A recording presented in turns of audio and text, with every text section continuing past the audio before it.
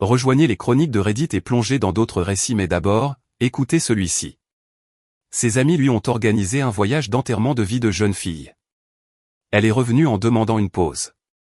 J'ai souri et je lui ai montré les photos. Elle est restée sans voix, ses parents aussi. Personne ne bougeait. Il s'est avéré que sa famille avait une dette et que ma fiancée était leur moyen de la rembourser. Je m'appelle Wade Hanson. J'ai 43 ans. Je possède 3 stations de lavage auto dans la région de Raleigh. Rien de tape à accent Graveleuil, mais elles sont propres, rentables, et elles sont à moi. Je les ai construites de 0 sur 15 ans. J'ai un fils, Tyler, 19 ans, qui vient de commencer sa première année à NC State. Un garçon intelligent, avec la tête sur les épaules. Sa mère et moi nous sommes séparés quand il avait 6 ans. Pas de drame, pas de guerre, juste 2 personnes qui ont compris trop tard qu'elles n'étaient pas faites pour être mariées. Nous sommes restés en bons termes. Tyler a mieux tourné que ce que chacun de nous méritait. Il y a environ 4 ans, j'ai rencontré Naomi Strickland lors d'une vente aux enchères caritatives dans le centre-ville de Raleigh. Elle avait 30 ans, riait au bon moment, et avait cette façon d'écouter qui vous donnait l'impression d'être la seule personne dans la pièce. Nous avons pris notre temps, construit quelque chose de vrai, du moins c'est ce que je croyais. Il y a 18 mois, je l'ai demandé en mariage. Elle a dit oui. Ses parents, Gloria et Gerald Strickland, étaient là quand c'est arrivé, ils ont souri et l'ont serré dans leurs bras, et je pensais que l'affaire était conclue. J'aurais dû faire attention à la poignée de main de Gerald ce soir-là. Ferme, certes, mais ses yeux ne se sont jamais réchauffés. Et Gloria, elle avait ce sourire particulier que certaines femmes déploient lorsqu'elles approuvent l'occasion, mais pas l'homme. Je l'ai remarqué, je l'ai gardé dans un coin de ma tête et j'ai laissé couler. Le mariage était fixé au 2e samedi d'octobre. Notre lieu de réception était réservé, une grange rénovée à l'extérieur de Cary. Des guirlandes lumineuses, des tournesols, le tableau complet. Nous avions passé 8 mois à l'organiser ensemble. Naomi s'impliquait dans les moindres détails. Elle connaissait la nuance exacte de blanc pour le linge de table. Elle a goûté 7 différents glaçages à la crème au beurre avant d'en choisir un. Je regardais tout cela et je pensais, cette femme est prête. C'est du sérieux. Ce que je ne savais pas, c'est que Naomi avait discrètement demandé à repousser la date une première fois, environ 7 mois plus tôt. Elle avait dit que c'était à cause du stress au travail. Je l'ai cru. J'ai reprogrammé la date sans poser de questions. Maintenant, je me demande ce qui était déjà en cours à l'époque. 10 jours avant le mariage, Gloria a appelé. Naomi était juste là, dans la cuisine, quand c'est arrivé et j'ai vu son visage changer en écoutant. Puis, elle a mis l'appel sur haut-parleur. Apparemment, c'était ce genre de nouvelles, et la voix de Gloria a rempli la pièce de chaleur et d'excitation. Je veux t'emmener faire un petit voyage, ma chérie, a dit Gloria. Un dernier truc entre filles avant le grand jour, à Savannah. Tes cousines, tes amis d'université, 2 nuits dans une auberge magnifique. Nous avons déjà regardé les vols. Je me tenais là, une spatule à la main, en plein milieu de ma préparation de crêpes, et j'ai senti un froid me traverser la poitrine. À 10 jours de l'événement. Je n'ai rien dit au début. J'ai juste observé Naomi. Ses yeux s'étaient mis à briller d'une manière que je n'avais pas vue depuis des semaines, peut-être plus longtemps. Elle m'a regardé. C'est juste pour 2 nuits, Wade. Je serai de retour jeudi. Ça nous laissait une semaine entière avant la répétition. J'ai gardé une voix détendue. Savannah, c'est loin pour 2 nuits. C'est un voyage d'enterrement de vie de jeune fille, est intervenue Gloria, toujours sur haut-parleur, comme si mon inquiétude était pittoresque. Chaque marié y a droit. J'ai eu envie de dire, pas une semaine avant le mariage, non. Mais je ne l'ai pas fait. J'ai ravalé ma remarque et je lui ai dit de bien s'amuser, car je ne voulais pas être le gars incapable d'accorder à sa fiancée un week-end avec ses proches. Je lui ai embrassé le front à l'aéroport 2 jours plus tard et je l'ai regardé disparaître par les portes du terminal, sa mère la suivant de près. Cette nuit-là, la maison m'a paru caverneuse. Je me suis assis sur le porche arrière avec une bière et le chant des cigales, et je me suis dit que tout allait bien. Naomi m'avait envoyé un SMS vers 21h, bien atterri, c'est magnifique. Tu me manques. J'ai répondu avec un cœur. Elle m'en a renvoyé un. J'ai mal dormi, non pas à cause d'une peur précise, mais plutôt à cause de ce léger bourdonnement que l'on ressent quand quelque chose cloche et qu'on n'arrive pas à mettre le doigt dessus. Au matin, je m'étais raisonné. Elle était en famille. C'était pour 2 nuits. Puis, le lendemain après-midi, Tyler a appelé. Il n'a pas commencé par des banalités. Tyler ne le fait jamais. Il a juste dit « Et papa, c'est bien l'Instagram de Naomi ? Le compte privé sur lequel elle t'a ajouté ?» J'ai répondu par l'affirmative. Elle a posté une story, a-t-il dit. Il y a un gars dessus, qui se tient très près d'elle. C'est qui? Je suis resté silencieux une seconde. Fais une capture d'écran et envoie-la-moi. L'image est arrivée sur mon téléphone 30 secondes plus tard. Naomi sur le toit terrasse d'un bar, et ce n'était pas Savannah. La ligne d'horizon derrière elle ne correspondait pas à Savannah. Elle riait, un verre levé, avec un homme à côté d'elle que je n'avais jamais vu de ma vie. Un blazer sombre, un sourire facile, le genre de posture qui indiquait qu'il avait l'habitude d'être la personne la plus à l'aise dans n'importe quelle pièce. J'ai fixé cette photo pendant un long moment. Puis j'ai appelé Brett Harmon. Brett Harmon et moi nous connaissons depuis 22 ans. Nous nous sommes rencontrés sur un chantier quand nous avions tous les deux 21 ans, à transporter du bois pour un entrepreneur qui payait en liquide et ne posait pas de questions. Brett s'est finalement orienté vers la sécurité privée, puis a glissé vers les enquêtes indépendantes quand les horaires se sont améliorés et que la paix a empiré. C'est le genre d'homme qui écoute plus qu'il ne parle et qui ne demande jamais pourquoi vous avez besoin de quelque chose, juste si vous voulez que ce soit bien fait. Je l'ai appelé depuis mon allée, toujours assis dans mon pick-up, la capture d'écran de Tyler ouverte sur mon téléphone. J'ai besoin que tu fasses des recherches sur un truc, ai-je dit. Naomi est en voyage d'enterrement de vie de jeune fille, soi-disant à Savannah. L'horizon en arrière-plan, ce n'est pas Savannah. Brett n'a pas hésité une seconde. Envoie-moi la photo. Donne-moi les noms que tu connais et je vais commencer à tirer les ficelles. J'ai transféré l'image et je lui ai donné ce que j'avais, Gloria et Gerald Strickland, les parents de Naomi. Le fait que Gloria avait organisé le voyage. L'homme sur la photo, inconnu, blazer sombre, bien dans sa peau.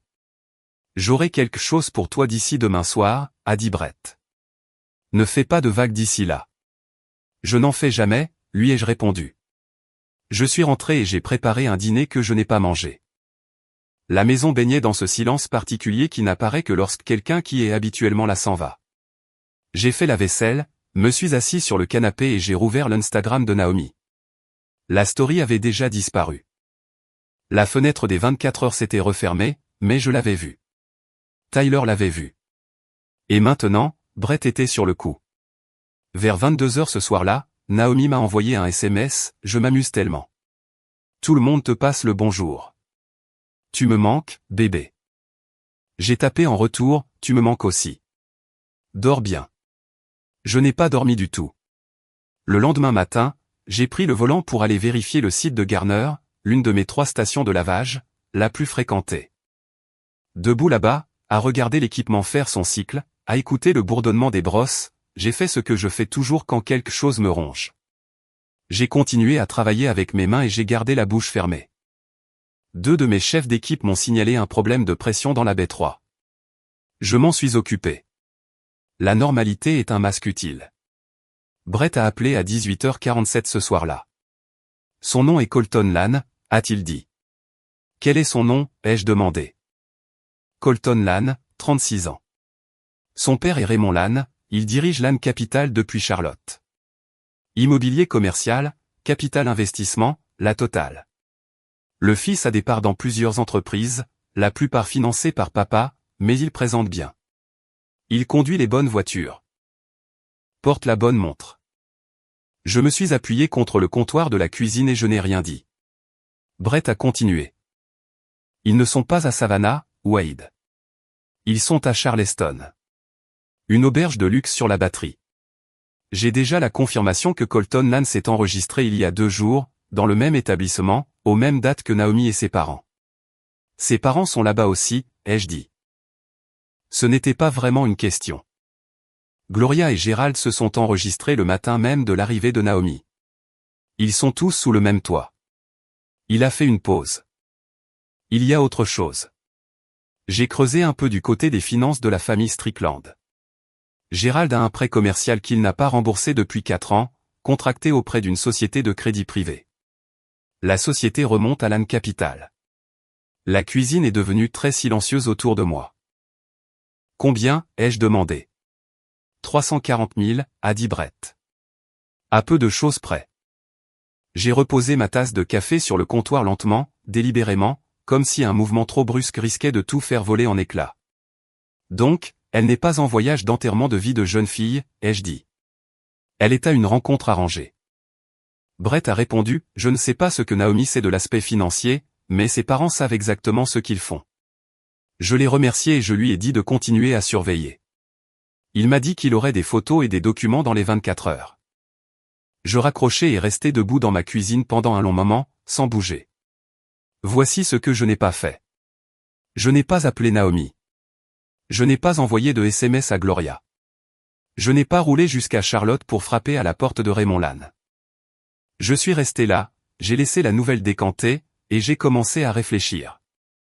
Car voici ce qui se passe quand on est un homme qui a bâti quelque chose à partir de rien, on apprend très tôt qu'une mauvaise réaction coûte plus cher que le problème lui-même. Le type qui explose à la minute où les choses tournent mal est celui qui perd, à chaque fois. J'avais passé 15 ans à prendre des décisions avec la tête froide sous la pression. Je n'allais pas m'arrêter maintenant. Ce soir-là, ma mère a appelé. Norma Hanson, 68 ans, vive comme l'éclair et 2 fois plus directe. Elle m'a demandé comment se passaient les préparatifs du mariage. Je lui ai dit que tout allait bien. Elle est restée silencieuse une seconde, puis a dit, tu as la même voix que ton père la semaine précédant une catastrophe. Tu es sûr que tout va bien? Pas encore, ai-je répondu, mais ça ira. Elle n'a pas insisté. Elle ne le fait jamais. Elle a juste dit, Tyler m'a appelé aujourd'hui. Il avait l'air inquiet pour toi. Ça m'a touché là où je ne m'y attendais pas. Après avoir raccroché, je me suis assis à la table de la cuisine et j'ai ouvert mon ordinateur portable. J'ai commencé un document. Pas un plan, pas encore, juste des notes. Ce que je savais, ce que j'avais encore besoin de savoir, ce que j'allais faire quand j'en saurais assez. Le lendemain matin, Brett m'a envoyé le premier dossier. Je l'ai ouvert et tout ce que j'espérais être faux s'est avéré être exactement la vérité. Brett m'avait envoyé les fichiers à 6h14 du matin. Je connais l'heure exacte parce que je n'avais pas dormi plus de 2 heures et que je fixais mon téléphone comme s'il me devait quelque chose. Je me suis servi un café, me suis assis à la table de la cuisine et j'ai ouvert le dossier. C'était organisé comme Brett organise toujours les choses. Propre, méthodique, sans fioritures. Une page de résumé d'abord, puis des photos, puis des documents. J'ai lu le résumé debout, puis j'ai dû me rasseoir. Colton Lannes s'était enregistré dans la même auberge de Charleston que les Strickland le mardi soir. Confirmé par un reçu de réservation que Brett avait obtenu grâce à un contact dans l'établissement. Il n'était pas là par hasard. Il était la raison du voyage. Les photos venaient ensuite. Brett avait une source sur le terrain qui avait passé la journée dans les parages. Les images étaient prises de loin, mais étaient suffisamment nettes. Naomi et Colton dans un restaurant en terrasse au bord de l'eau. Elle penchait en avant sur la table, lui parlant avec les mains, tous deux riant. Une autre dans une rue pavée, marchant côte à côte, sans se toucher mais proches l'un de l'autre. Une troisième dans ce qui ressemblait à un bar sur un toit, le port derrière eux. Naomi avait un verre de vin. Colton avait le bras posé le long du dossier de sa chaise. Pas autour d'elle, pas tout à fait, mais pas dans le vide non plus. Et puis il y avait la vidéo. Brett l'avait signalé avec une note. Lannes a enregistré ça lui-même. Tiré de sa story Instagram publique avant qu'il ne la supprime. 11 secondes. J'ai appuyé sur lecture. Le visage de Colton en mode selfie, tout sourire. Derrière lui, flou mais indubitable, Naomi à une table, riant de quelque chose hors champ. Colton a regardé directement l'objectif et a dit, doucement et tranquillement. Comme si c'était la chose la plus naturelle au monde. Une semaine. Regarde bien. Je l'ai rejoué. Puis j'ai fermé l'ordinateur portable. Je suis resté assis un moment, les mains à plat sur la table. Sans trembler, juste immobile. Le document suivant était un reçu provenant d'une bijouterie sur King Street à Charleston. Colton Lannes avait acheté un bracelet, en or rose, gravé, à $340. Le reçu portait le nom de Naomi dans la section des notes. Un cadeau, déjà acheté. Brett avait ajouté une note en bas, confirmer si l'article a été reçu. La source indique que oui. J'ai pensé à ce bracelet pendant un long moment. Puis j'ai rappelé Brett et je lui ai dit de continuer à étoffer le dossier. Je voulais que tout soit documenté, date, heure, reçu, photo. Il m'a dit qu'il aurait le dossier complet prêt pour l'atterrissage de Naomi, jeudi. Après avoir raccroché, je me suis rendu sur le site d'Apex et j'ai passé 4 heures à faire du travail manuel, remplaçant un bloc de rouleaux usés dans la baie 2, refaisant l'étanchéité d'un joint de drainage, retouchant la peinture sur les panneaux. Mon équipe m'a laissé de l'espace sans que j'aie à le demander. Les hommes qui travaillent avec leurs mains savent à quoi ça ressemble quand un homme a besoin de réfléchir sans être dérangé. Ce soir-là, Kazé Harel m'a appelé. Kazé était la meilleure amie d'université de Naomi. Perspicace, pragmatique, le genre de femme qui dit ce qu'elle pense et ne s'en excuse pas. Elle et moi nous étions toujours bien entendus. Elle m'appelait de ce qui ressemblait à un parking, la voix basse.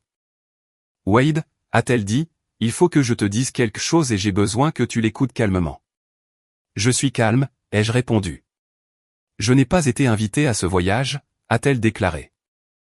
Naomi m'a dit que c'était un petit truc, juste la famille et 2 cousines. Mais j'ai vu des photos en ligne ce matin. Il n'y a pas de cousine sur ces photos. Et il y a un homme que je n'ai jamais vu et qui a l'air très à l'aise dans l'espace personnel de Naomi. Elle a fait une pause. Je ne sais pas ce qui se passe, mais il y a un truc qui cloche. Je sais, ai-je dit. Un instant de silence. Tu es déjà au courant. Je le sais depuis mardi soir, ai-je dit. Je m'en occupe. Nouvelle pause. Puis Kazé a dit doucement, ce n'est pas une mauvaise personne, Wade. Mais ses parents l'ont tenu sous leur coupe toute sa vie.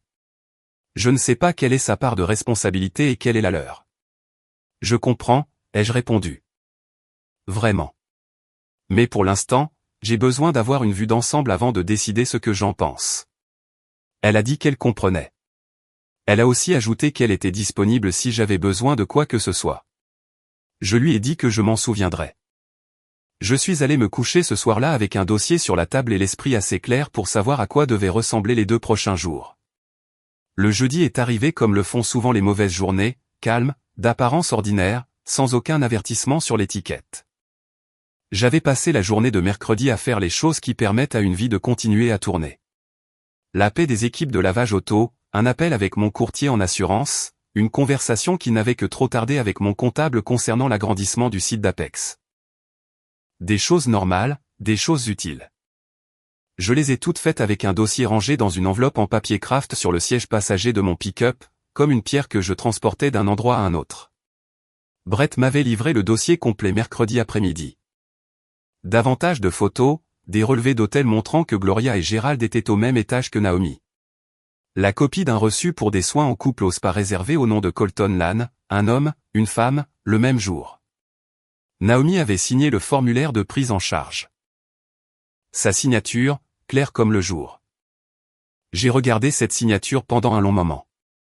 L'autre document qui m'a glacé le sang était une capture d'écran que Brett avait tirée d'une publication, désormais supprimée, de l'un des amis de Colton, un gars qui visiblement n'avait pas pu s'en empêcher. La légende disait, c'est faire enfin son approche. Son père prépare ça depuis des mois. Elle est incroyable. Postée mardi soir, supprimée mercredi matin, mais Brett l'avait récupérée. Son père prépare ça depuis des mois. J'ai dû lire cette phrase une 12aine de fois. Puis j'ai rangé le dossier et je ne l'ai pas rouvert jusqu'à ce que j'en ai besoin. Jeudi matin, j'ai pris des nouvelles de Tyler. Il m'avait envoyé un SMS la veille pour me demander si j'allais bien. Je l'ai appelé au lieu de lui répondre par message. Ça me semblait être la bonne chose à faire. Je vais bien, lui ai-je dit. Ce que tu m'as envoyé lundi? C'était important.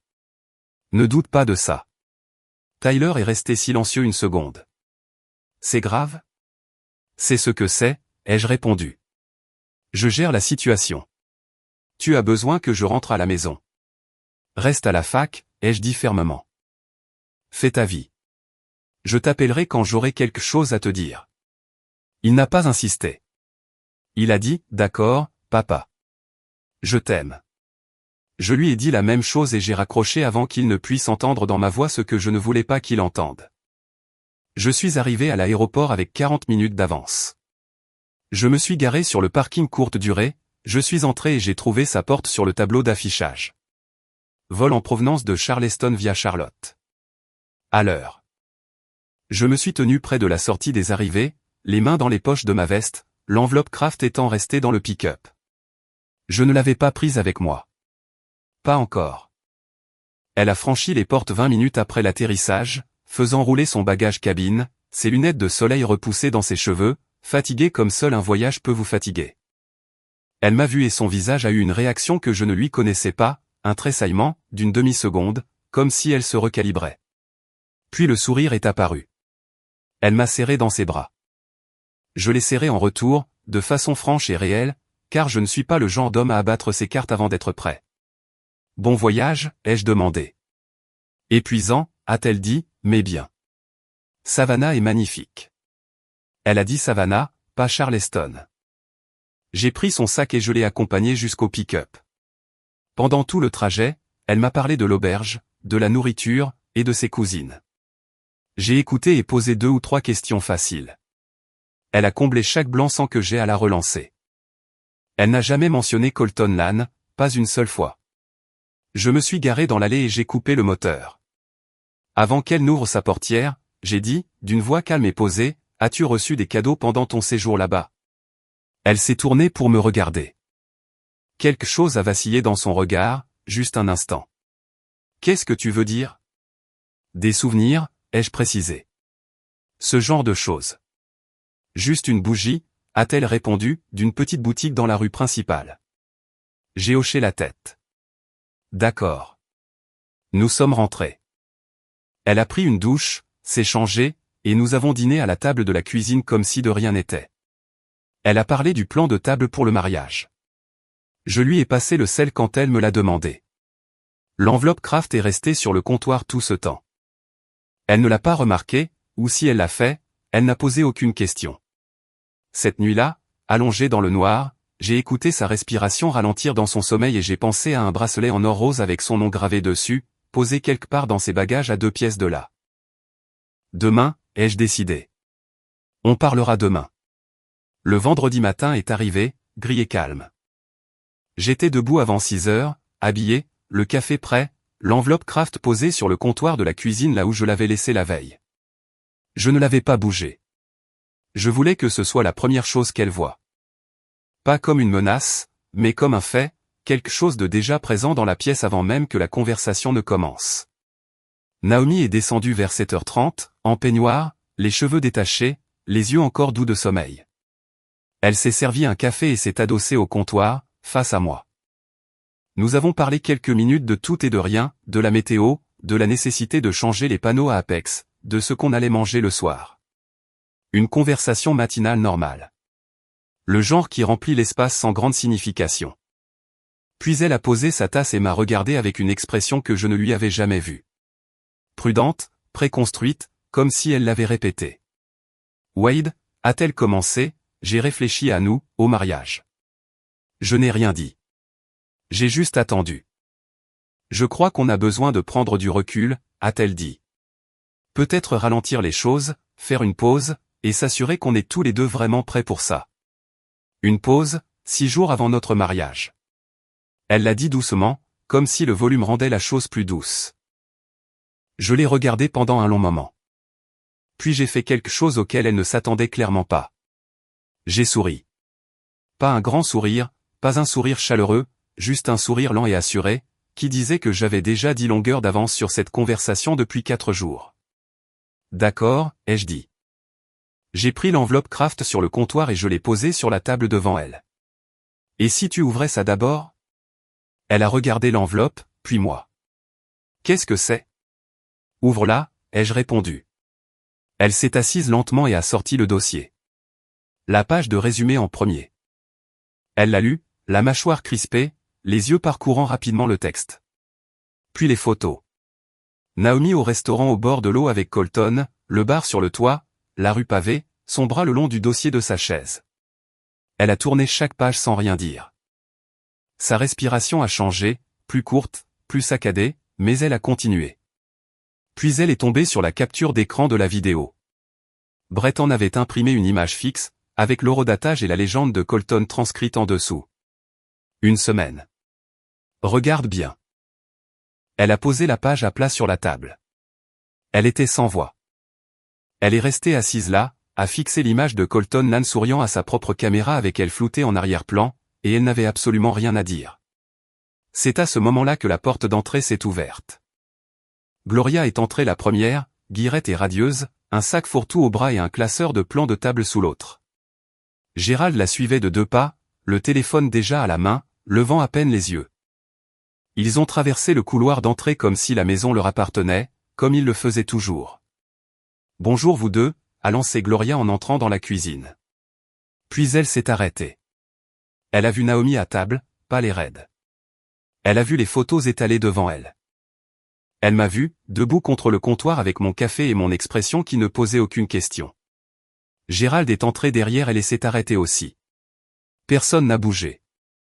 Personne n'a dit un mot. La cuisine nous retenait tous les 4 dans un silence si total que je pouvais entendre le bourdonnement du réfrigérateur. Gloria s'est reprise la première. C'était toujours le cas. Elle a posé son sac et a dit d'une voix faussement légère, « Qu'est-ce que c'est que tout ça ?» Ça, ai-je répondu, c'est à quoi a réellement ressemblé le voyage d'enterrement de vie de jeune fille de votre fille. Les traits du visage de Gloria se sont crispés. Gérald a finalement rangé son téléphone. Naomi a levé les yeux de la table. Sa voix, quand elle est sortie, n'était qu'un murmure. « Maman, qui est Colton Lann ?» Gloria a ouvert la bouche et a raconté quelque chose sur un vieil ami de la famille, une rencontre innocente, rien de sérieux.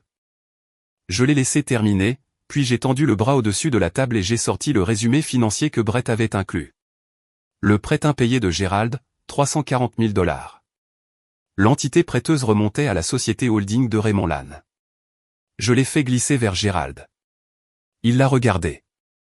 Son visage n'a pas bougé, mais quelque chose dans sa posture a changé, un léger tassement, comme un homme qui s'attendait à ce que le ciel lui tombe sur la tête et qui venait finalement de l'entendre s'écraser au sol. « Vous voulez lui expliquer ça ?» lui ai-je demandé. « Où je m'en charge ?» Naomi a regardé le document, puis son père. « Papa, qu'est-ce que c'est ?» Gérald n'a rien dit. Gloria est intervenue, baragouinant quelque chose à propos d'un arrangement commercial, du fait qu'il voulait le meilleur pour Naomi, que Colton était un homme bien issu d'une bonne famille, et qu'elle s'en serait rendue compte si elle lui avait juste donné une chance. Sa voix est restée douce et maîtrisée, la voix d'une femme qui s'était tirée d'affaire par la parole toute sa vie. Je ne l'ai pas interrompue. J'ai laissé chaque mot résonner dans la pièce et s'y installer. Quand Gloria a eu fini, Naomi s'est tournée vers moi. Ses yeux étaient vitreux et sa mâchoire serrée. « Wade, je veux que tu saches qu'il ne s'est rien passé entre nous. » Je n'aurais pas, je te crois, ai-je dit, et c'était le cas, en grande partie, mais tu étais là-bas pendant 3 jours. Tu as dîné avec lui. Tu l'as laissé t'acheter un bracelet. J'ai vu ses yeux tressaillir à cette remarque. Et tu es rentré et tu m'as dit que tu étais à Savannah. Elle a fermé les yeux. Tu ne t'y es pas opposé, ai-je ajouté doucement. Tu ne m'as pas appelé. Tu n'es pas parti. Tu les as laissés dérouler tout leur stratagème, Naomi. Et ensuite, tu es rentré et tu m'as demandé une pause. La pièce était d'un calme absolu. Gloria a déclaré, d'un ton sec et sur la défensive, elle gardait juste l'esprit ouvert. Ce n'est pas un crime. J'ai regardé Gloria. Non, ai-je répondu, mais mentir à l'homme que votre fille est censée épouser la semaine prochaine, c'en est un. Gérald a finalement pris la parole. Sa voix était monocorde et mesurée. Ne prenons pas de proportions démesurées. Je n'ai pas haussé la voix une seule fois, ai-je dit. Ce n'est pas prendre de proportions démesurées. C'est simplement vous dire la vérité, pour changer. Naomi a reculé sa chaise et s'est levée. Elle a regardé ses parents comme si elle les voyait clairement pour la première fois et qu'elle n'aimait pas du tout ce qu'elle découvrait. Puis elle m'a regardé, et dans ses yeux j'ai vu quelque chose de complexe, de la culpabilité, du chagrin, et peut-être le début d'une compréhension de ce qui s'était exactement passé. J'ai pris mon café, j'en ai bu une gorgée et j'ai attendu. Je n'étais pas pressé. Le silence dans ma cuisine a duré environ 30 secondes avant que Gloria ne décide qu'elle en avait assez. Naomi, a-t-elle dit, sa voix basculant dans ce registre particulier, chaleureux et raisonnable, cette voix qu'elle utilisait quand elle gérait une situation. Ma chérie, personne n'essaie de te faire du mal. Nous voulions juste que tu aies des options. C'est tout ce que c'était. Naomi était toujours debout. Elle ne s'était pas rapprochée de la table. Elle ne s'était pas approchée de moi non plus. Elle se tenait au milieu de la cuisine, comme une femme essayant de comprendre quelle direction était la bonne pour avancer. Des options, a répété Naomi. Le mot est sorti d'un ton plat. Vous m'avez fait prendre l'avion pour Charleston et vous m'avez assise en face d'un homme que je n'avais jamais rencontré, une semaine avant mon mariage, et vous appelez ça des options? Gloria a insisté. Colton est un homme formidable. Sa famille est bien établie, respectée. Notre famille doit 340 000 $ à la sienne, ai-je lancé. La pièce est redevenue silencieuse. J'ai regardé Gérald. Il se tenait maintenant près du comptoir, les bras croisés, la mâchoire crispée. Il avait l'expression d'un homme qui avait calculé chaque angle de la situation et qui se retrouvait malgré tout dans la mauvaise pièce. Vous voulez qu'on en parle, Gérald, ai-je dit. Ou on continue de faire semblant qu'il s'agissait du bonheur de Naomi? Gérald a décroisé les bras. Ce prêt n'a rien à voir avec. Ça a tout à voir avec ça, les jeux coupés. Ma voix est restée posée. Vous devez 340 000 $ à l'entreprise de Raymond Lannes. Votre fille était la porte de sortie. Ce n'est pas de l'éducation. C'est une transaction. Naomi s'est tournée vers son père. C'est vrai? Gérald l'a regardé, et pendant un instant, j'ai vu quelque chose de presque humain sur son visage, quelque chose qui ressemblait à de la honte. Puis il s'est renfermé. C'est plus compliqué que ce qu'il laisse entendre. Alors simplifie, a dit Naomi. Sa voix avait un tranchant que je n'avais jamais entendu auparavant. Là, tout de suite, explique-moi en quoi c'est compliqué. Gloria s'est avancée. Le prêt est une affaire totalement distincte. Colton a exprimé un intérêt pour toi de sa propre initiative. Ce n'est pas ce que disent les publications, ai-je dit. Gloria s'est arrêtée. J'ai plongé la main dans le dossier et j'ai sorti la copie imprimée des documents de Brett, la publication sur les réseaux sociaux de l'ami de Colton, la référence à Raymond Lannes qui préparait ça depuis des mois. Je l'ai posée sur le comptoir, là où Gloria pouvait la voir sans que j'aie à la lui tendre. Elle l'a regardée. L'assurance sans faille qu'elle affichait depuis son arrivée a commencé à montrer des signes de faiblesse. Son père prépare ça depuis des mois, ai-je dit, en lisant la légende à haute voix. C'est une citation directe d'un homme qui était présent. Naomi s'est rassise. Non pas parce qu'elle abandonnait, mais parce que ses jambes avaient besoin de repos pour supporter le poids de ce qu'elle était en train de découvrir. Elle a pressé ses doigts contre son front et a regardé la table. Je n'ai pas couché avec lui, a-t-elle dit doucement, à personne en particulier. Je veux que ce soit clair. Il ne s'est rien passé.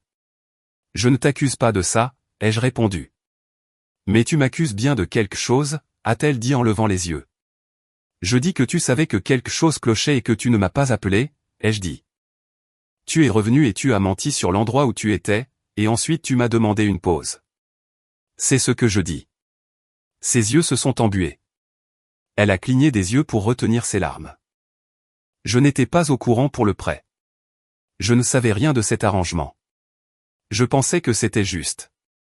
Je pensais que maman faisait juste sa maman. Faisait sa maman, c'est offusqué Gloria. Tu sais ce que je veux dire, a rétorqué Naomi en se tournant vers elle. Contrôlante, insistante. Je croyais que c'était encore un de tes trucs. Je ne pensais pas que tu avais vraiment conclu une sorte de marché. Nous n'avons conclu aucun marché, a affirmé Gloria fermement.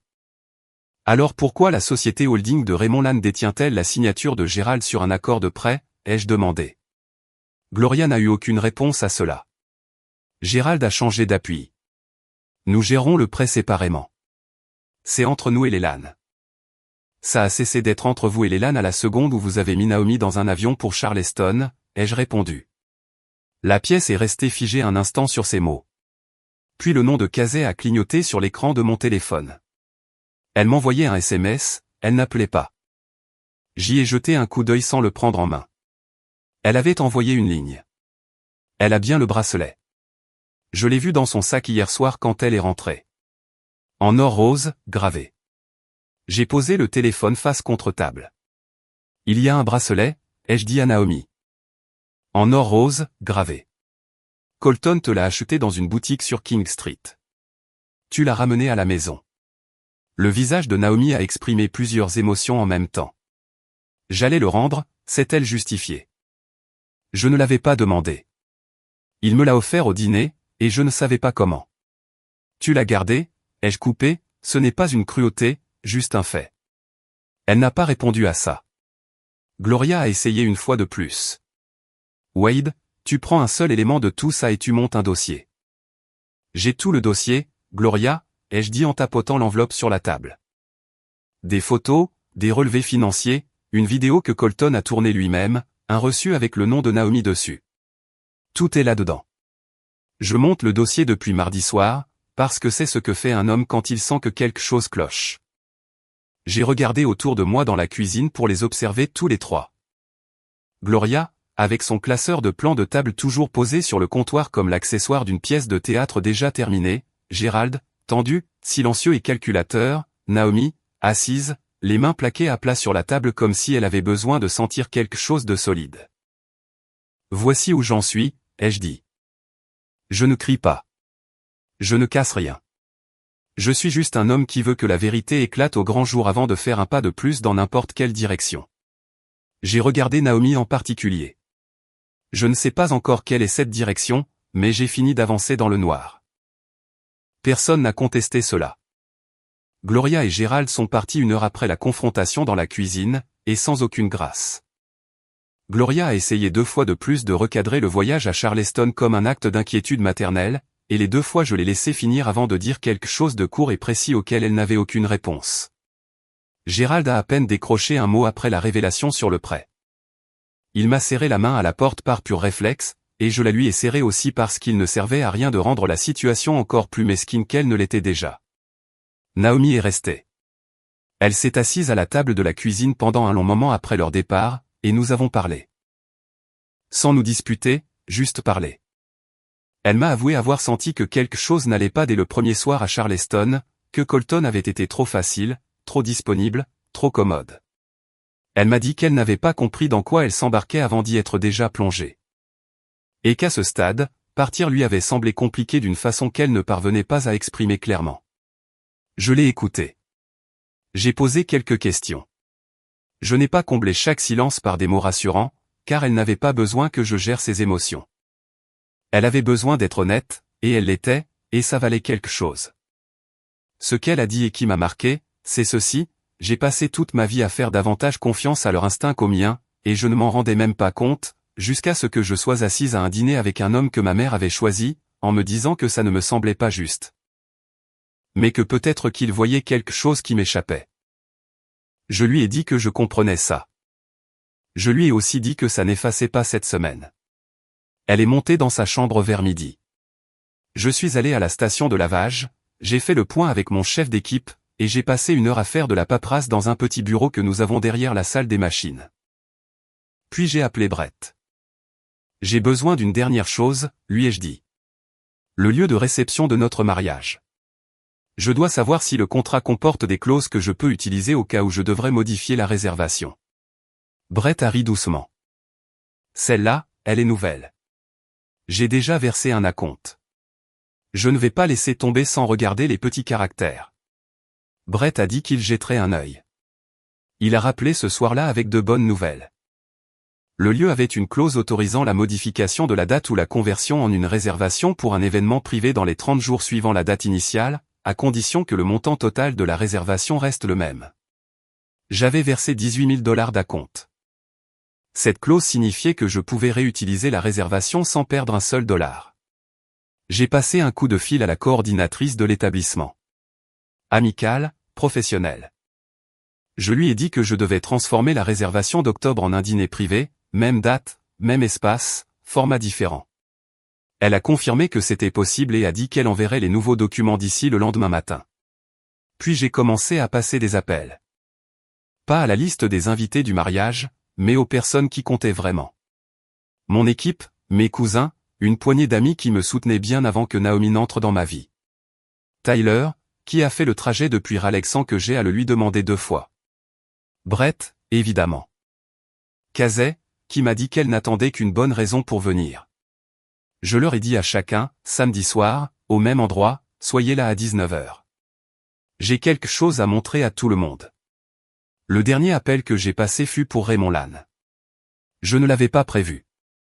J'étais assis dans mon pick-up devant la station d'Apex à 21h30, parcourant le dossier de Brett une fois de plus, et le numéro de Raymond Lannes se trouvait dans les documents. Ligne directe, carte de visite, le genre de numéro qu'on donne aux personnes qu'on estime pouvoir être utiles. J'ai composé le numéro. Il a décroché à la 3e sonnerie. Sa voix était douce et mesurée.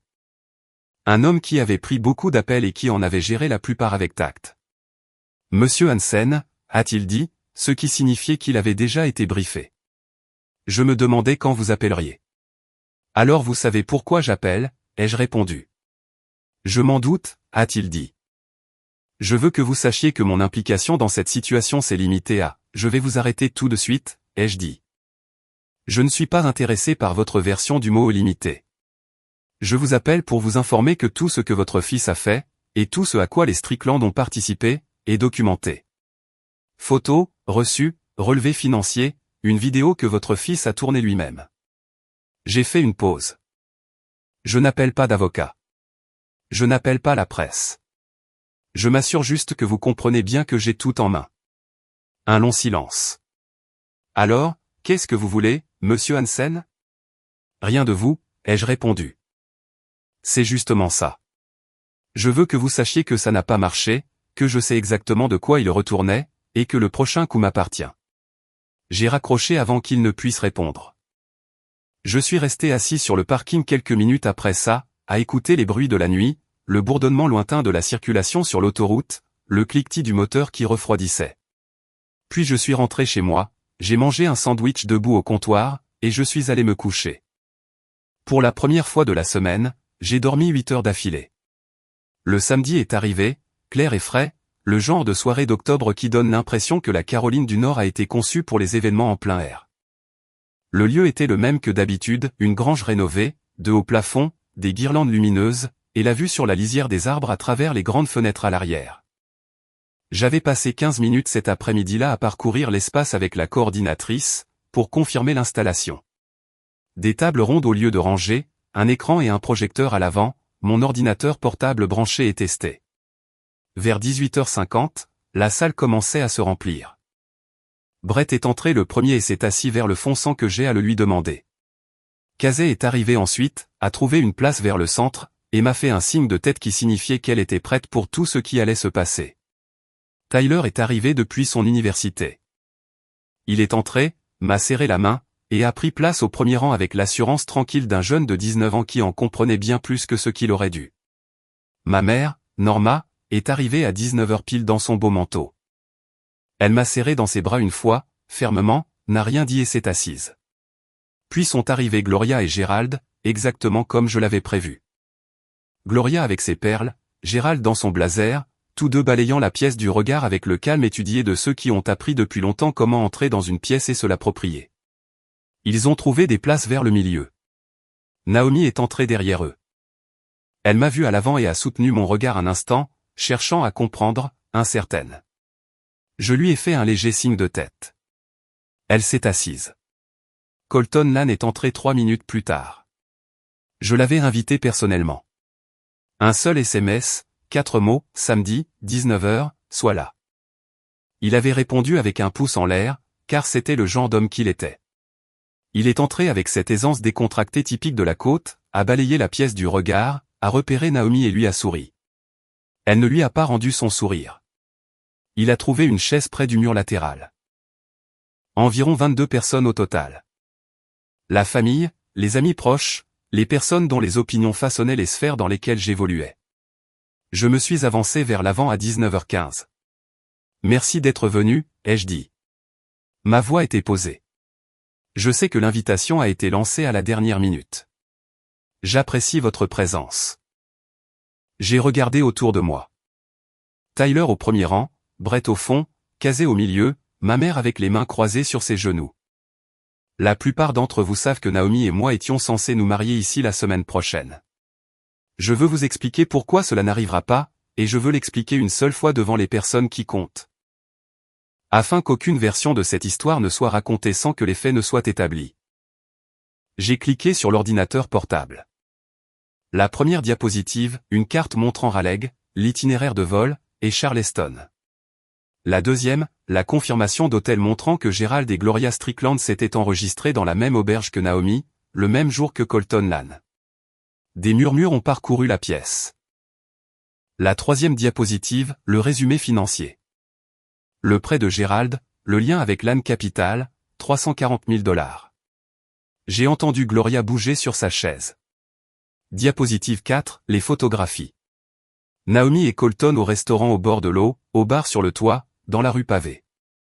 J'ai laissé chaque photo affichée pendant 5 secondes avant de passer à la suivante. La pièce était très silencieuse.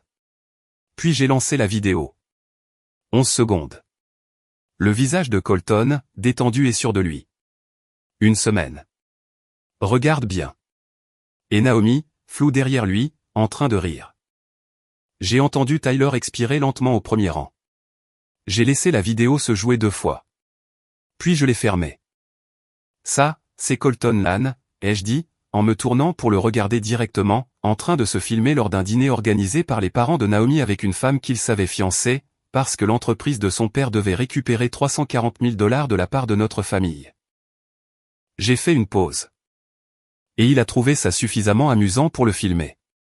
Colton a ouvert la bouche, puis l'a refermée. Casey a pris la parole la première, depuis le centre de la pièce, d'une voix claire et sèche. « Tu t'es vraiment filmé en train de dire ça ?» Quelques personnes ont regardé Colton. Il avait l'expression d'un homme qui réalise que la pièce dans laquelle il est entré n'est pas celle qu'il croyait. Gerald s'est levé. C'est complètement. Asseyez-vous, Gerald, les yeux coupés. Sans crier, mais de façon catégorique. Il s'est assis. Gloria a essayé sous un autre angle. Quelque chose à propos de bonnes intentions, de préoccupations familiales et de l'avenir à long terme de Naomi. Je l'ai laissé prononcer 3 phrases avant de montrer la dernière diapositive. L'archive imprimée par Brett de la publication de l'ami de Colton. Son père prépare ça depuis des mois. Et en dessous, en caractère d'imprimerie, l'horodatage et le nom du compte. La pièce a encaissé le coup. Norma Hansen, 68 ans, assise au 3e rang dans son beau manteau, a dit doucement, mais assez fort pour que tout le monde entende, « Seigneur, ayez pitié. » Ce fut la fin du discours de Gloria.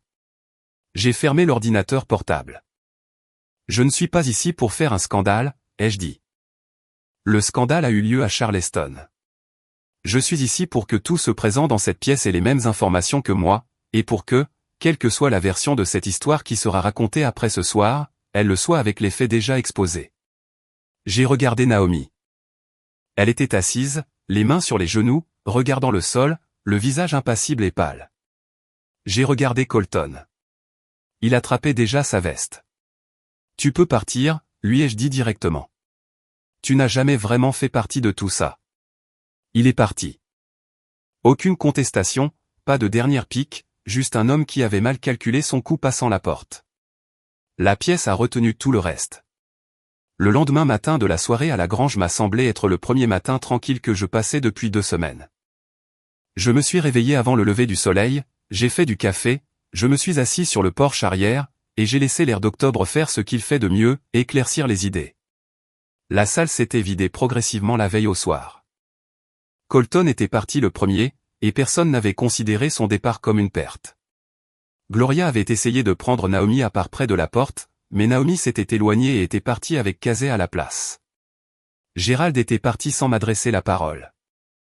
Ma mère m'a serré dans ses bras en sortant et m'a glissé à l'oreille, « Ton père aurait été fier de la façon dont tu as géré ça. » Puis elle est partie, et ces mots valaient plus que n'importe quoi d'autre entendu ce soir-là. Tyler est resté et m'a aidé à ranger le projecteur et à plier les tables. Nous n'avons pas beaucoup parlé. Nous n'en avions pas besoin.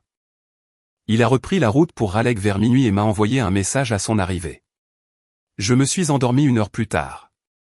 Dès le dimanche après-midi, l'histoire a commencé à circuler.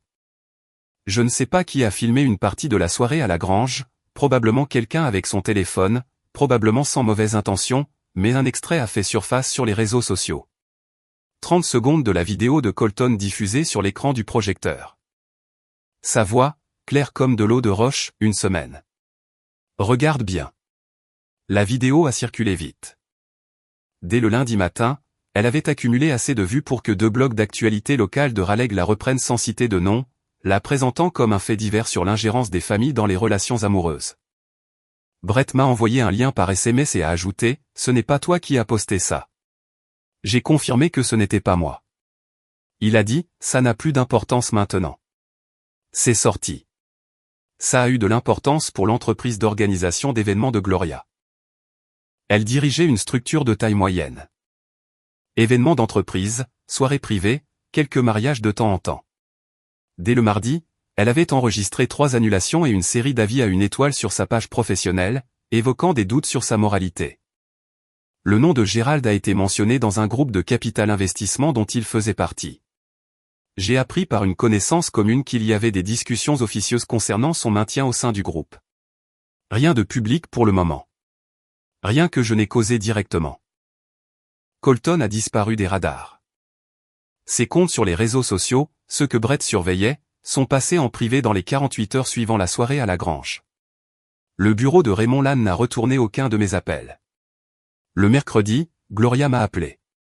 Pas pour s'excuser. Pas vraiment. Elle a dit qu'elle appelait pour exprimer sa déception quant à la façon dont les choses avaient dégénéré, et pour me faire savoir qu'elle espérait que, pour le bien de Naomi, j'envisagerais d'aller de l'avant dans un esprit de bonne volonté.